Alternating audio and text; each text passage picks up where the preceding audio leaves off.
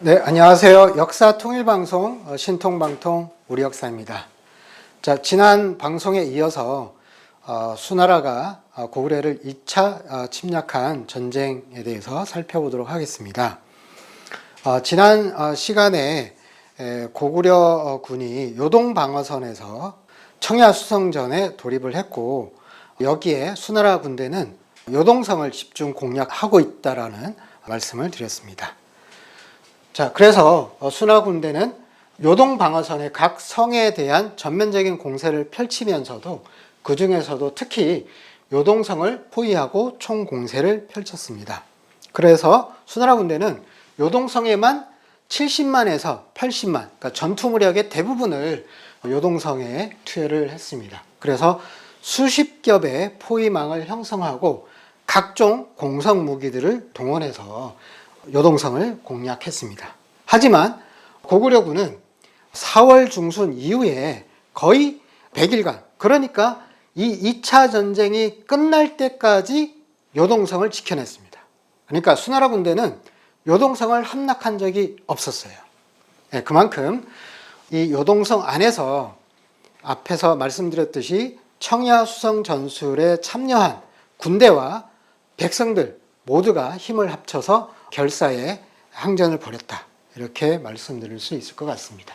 자, 이렇게 요동성에서 고구려 군대와 백성들이 단결해서 결사항전의 의지로 싸운 결과로 인해서 전선은 요동방어선에서 교착 상태에 빠지고 맙니다.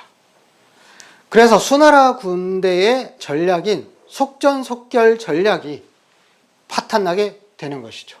자, 여기에서 수나라 양제는 국면 전환을 시도합니다. 요동성에 대한 공격을 계속하는 한편 수나라 육군의 별동대를 조직하는데요. 한 30만 명의 별동대를 조직을 해서 지금의 각 요동에 있는 성들을 공격하는 게 아니라 우회해서 바로 고구려의 전방사령부가 있는 북평양성으로 바로 침략해 들어가는 그런 계획을 세웁니다. 뿐만 아니라 수나라 수군 수백 척의 함선을 통해서 고구려의 바로 압록강 하구로 침투해 들어가서 역시나 고구려의 전방사령부가 있는 북평양성을 공략하도록, 그래서 수륙병진, 전후방 동시타격 전략을 사용하는 것으로 계획을 바꿉니다. 그래서 먼저 수군은 한 10만의 병력이었는데요. 산동반도에 있는 동래항에서 출발을 해서 압록강 하구에 이르는 게 6월 초경입니다. 그리고 육군은 아까 얘기 드렸던 30만의 별동대가 이 요동전선에서 빠져서 회원진으로 돌아가서 식량과 무기를 보충받고 다시 요동방어선으로 들어오게 됩니다. 이때가 6월 말쯤 됩니다. 자, 이렇게 수륙 병진 전략으로 나아가게 되는데요. 자, 압록강 하구에 상륙한 수나라 수군이 육군과 함께 북평양성을 공략하기 전에 먼저 정예 4만의 병력을 끌고 단독으로 북평양성을 공격하는 것으로 나섭니다. 여기에는 수나라 수군을 이끌었던 장수 내화가 공명심에 사로잡혀서 먼저 대부분의 고구려 군의 주력 부대가 요동방어선에 집결해 있다라고 판단을 하고 북평양성은 쉽사리 공략할 수 있을 것이라고 판단을 하고 그렇게 이제 했던 것입니다. 여기에 대해서 고구려군은 고건무의 지휘 아래 북평양성의 외성까지 수군을 끌어들입니다. 그래서 유인 전술을 써서 북평양성의 외성까지 끌어들이고 그 주변에 고구려 군대를 곳곳에 매복시켜 놨다가 기습 공격을 가하게 됩니다. 그렇게 해서 결과적으로 수나라 수군 4만 명 중에 살아 도망친 사는 수천 명에 불과했다라고 역사는 기록하고 있습니다. 이렇게 해서 수나라의 수륙 병진 전후방 동시 타격 전략은 실패를 면치 못하게 됩니다. 자, 한편 고구려 후방 깊이 북평양성을 향해서 침입을 시도했던 수나라 육군 30만 별동대는 과연 어떤 상황이었을까요? 해원진에 돌아가서 여러 가지 식량과 보급품을 보충받고 다시 요동 전선으로 다시 돌아오게 됩니다. 근데 그 돌아오는 과정에서 수나라 군대의 각 병사들에게 100일분의 식량과 그리고 말에게는 100일분의 사료를 지급받게 됩니다. 그리고 여기에다가 각 병사들이 갑옷, 창, 천막, 그리고 침구 등을 다 지참해서 이동해야 했습니다. 그렇기 때문에 한 사람당 감당해야 될 짐의 양이 너무 많아서 이 수나라 군대가 여기에 요동방어선까지 오는 과정에 수나라 병사들이 수경하는 자리에서 구덩이를 파고 식량과 각종 무기, 장구류 등을 버리고 이동했다라고 하는 그런 역사 기록이 있습니다. 이러한 상황은 나중에 수나라 육군 별동대가 어떤 상황에 처하게 되는가에 대한 암시를 주는 그런 행동이라고 볼 수 있겠습니다. 자, 이렇게 해서 수나라 별동대의 상황은 식량난에 허덕이게 됩니다. 그러니까 식량들을 다 파묻고 이동해 왔으니 식량난에 허덕이게 되고, 그리고 요동방어선에서의 교착 상태로 인해서 군의 사기도 저하되어 있는 상황이었습니다. 그래서 고구려 군 지휘부 내에서는 이러한 수나라 별동대 내부 상황을 좀 더 면밀하게 정탐을 하기로 결정을 했습니다. 그래서 바로 그 유명한 을지문덕 장군이 수나라 육군 별동대의 군영 내로 강화 담판을 하자라는 명분을 내걸고 단신으로 들어가게 되는데요. 이게 얼마나 위험한 일이냐면은 당시에 수나라 육군 별동대 군 지휘부에는 수나라 양제가 비밀 지시를 내린 게 있었습니다. 만약의 경우 고구려의 왕이나 혹은 이 문덕, 그러니까 수나라의 최고 지휘관을 만나게 될 경우에는 사로잡아라 라는 지령이 내려져 있는 상황이었습니다. 그래서 강화담판이라는 명분이긴 했지만 수나라 군영에 단신으로 들어갔기 때문에 자칫 잘못했다가는 사로잡히고 마는 그런 위험천만한 상황이기도 했습니다. 자, 그럼에도 불구하고 을지문덕 장군은 그러한 위험을 무릅쓰고 적진에 단신으로 들어가서 내부 상황을 점탐을 했고, 정황은 바로 수나라 군대가 식량난에 허덕이고 또한 지휘체계도 많이 문란해져 있고 사기도 저하되어 있다는 것을 포착하게 됩니다. 여기에서 을지문덕 장군은 모든 목적이 달성되었다라고 생각되는 순간 빠르게 빠져나왔습니다. 자, 이때 수나라 군 지휘부 내에서는 을지문덕 장군에 대해서 어떻게 할 것인가에 대해서 논란이 있었습니다. 어떤 장수는 바로 사로잡자, 어떤 장수는 그렇게 해서는 대국의 군대로서의 체면이 살아나지 않는다, 이렇게 해서 여러 가지 의견이 갈리는 상황이었습니다. 그래서 그렇게 우물쭈물하는 상황에서 빠르게 을지문덕 장군은 빠져나왔고요. 여기에서 수나라의 별동대를 이끌었던 최고 장수가 우중문이었는데요. 우중문이 아차 싶어서 와서 할 얘기가 더 있다, 그럼 다시 와라 라고 을지문덕 장군을 불렀으나 을지문덕 장군은 들은 채도 안 하고 빠르게 빠져나옵니다. 자, 그렇게 해서 무사히 수나라 군 진영에서 빠져나오게 됩니다. 그래서 고구려 군은 이제 수나라 육군 별동대를 어떻게 할 것인가에 대해서 작전을 짜는데요. 그것은 수나라 육군 별동대를 후방 깊이 끌어들여서 전투 능력을 완전히 상실케 한 다음에 소멸해버리자라고 하는 그런 전략으로 나갑니다. 바로 청야전술과 유인전, 그리고 추격전을 배합해서 수나라 별동대를 전멸시키는 그런 전략으로 나아갔습니다. 그래서 고구려군은 한편으로는 싸우면서 다른 한편으로는 물러나고, 그냥 무조건 하고 물러나면은 적이 금방 눈치채겠죠. 그렇게 하지 않고 한편으로는 싸움에 임하면서, 그러면서도 지는 척하면서 눈치채지 못하게 물러났습니다. 그렇게 해서 바로 요 북평양성 봉황상선이 있는 여기에 30리 지점까지 유인하게 됩니다. 그 시기가 바로 7월 17일 무렵이었는데요. 자, 이렇게 유인해오는 과정에서 수나라의 보급 부대를 타격해서 수나라의 보급에 차질이 생기도록 하는 것까지도 진행을 합니다. 이렇게 북평양성의 30리 지점까지 이르게 되면은 수나라 별동대 내에서는 전투 능력이 극도로 상실이 되고요.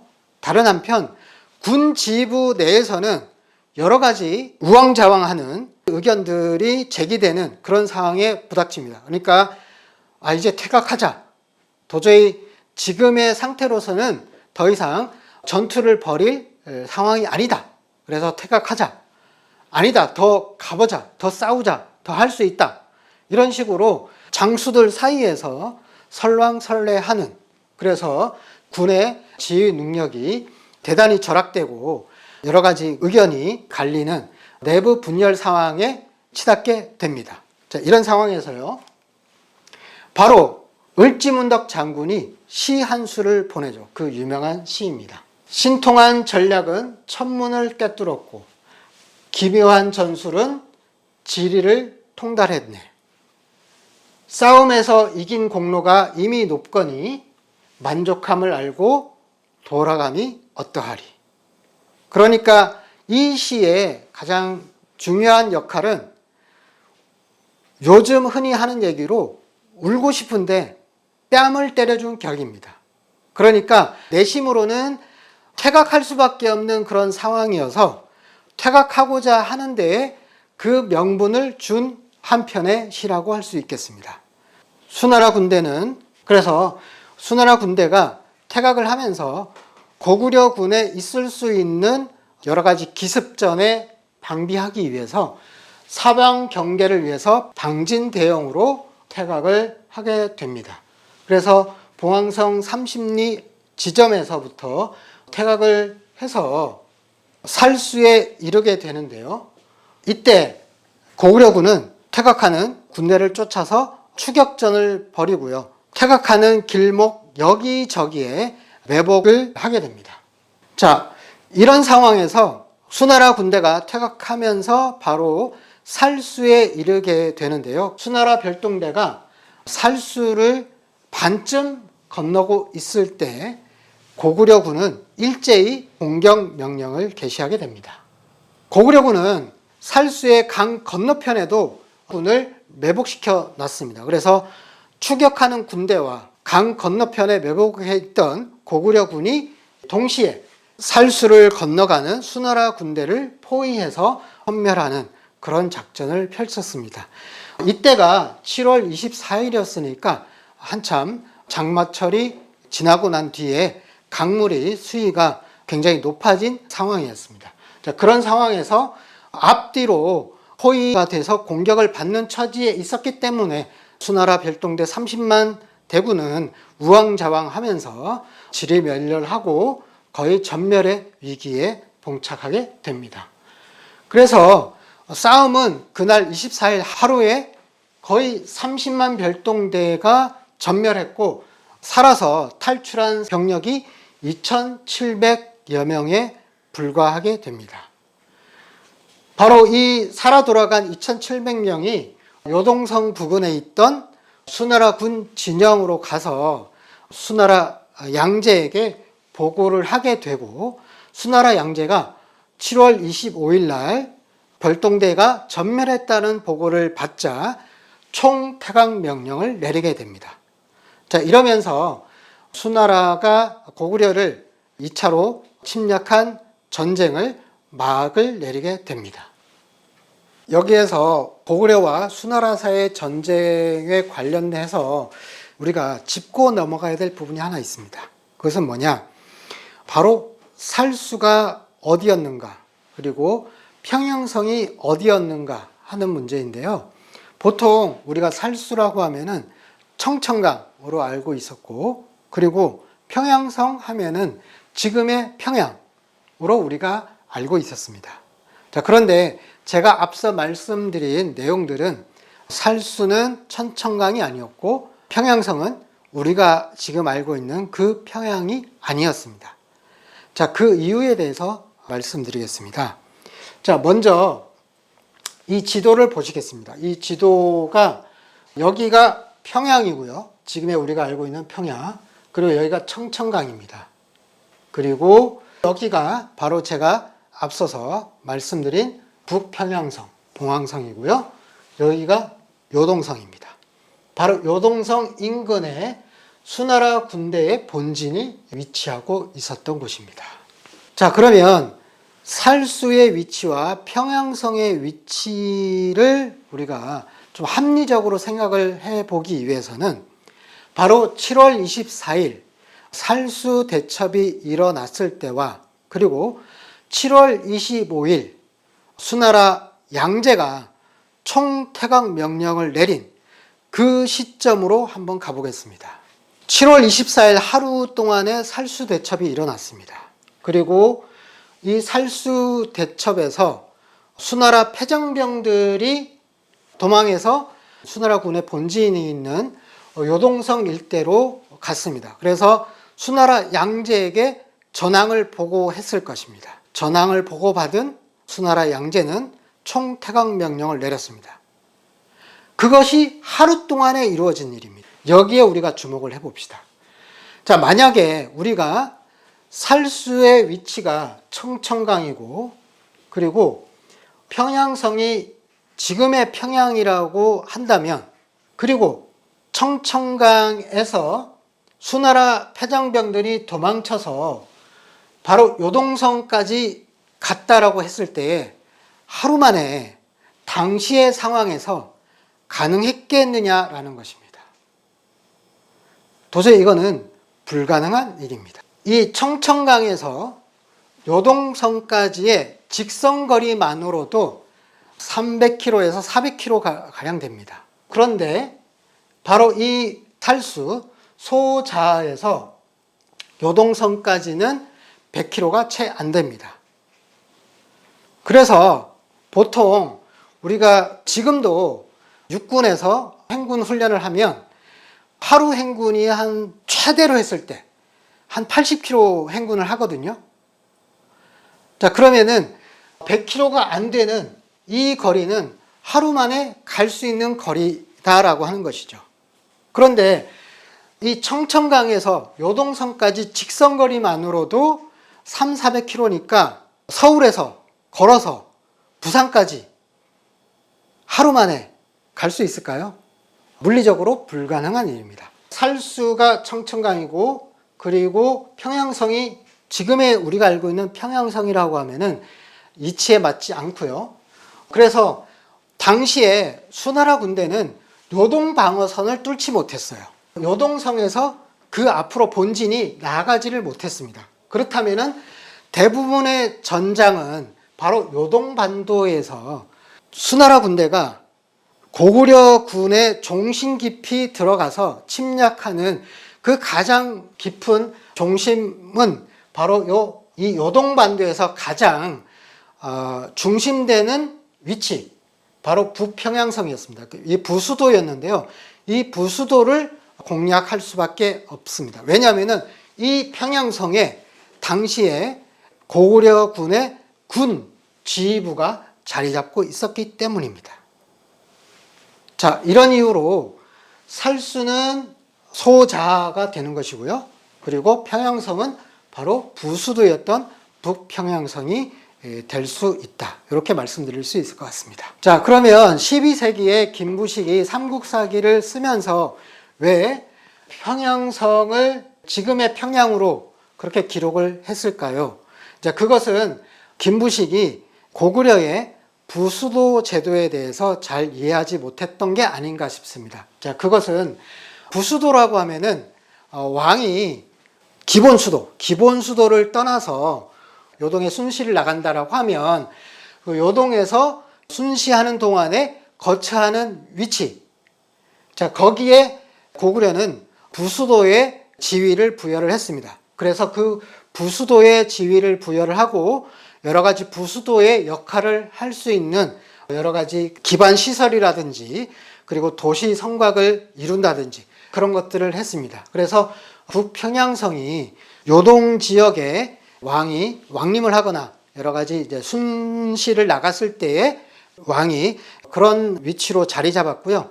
그 또한 북평양성이 군사 지휘부라든지 고구려의 지배층이 자리 잡고 요동 지역의 통치 질서의 중심지 역할을 부여했던 것이 바로 북평양성입니다.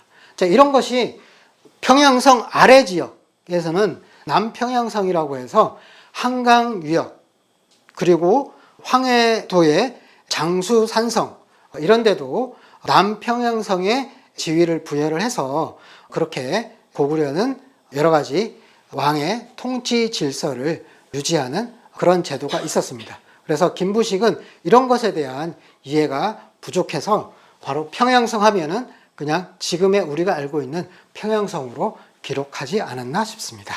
이상으로 고구려와 수나라 사이의 전쟁에 대해서 살펴봤습니다. 그러면 다음 시간에 당나라가 고구려를 침략한 역사에 대해서 말씀드리도록 하겠습니다.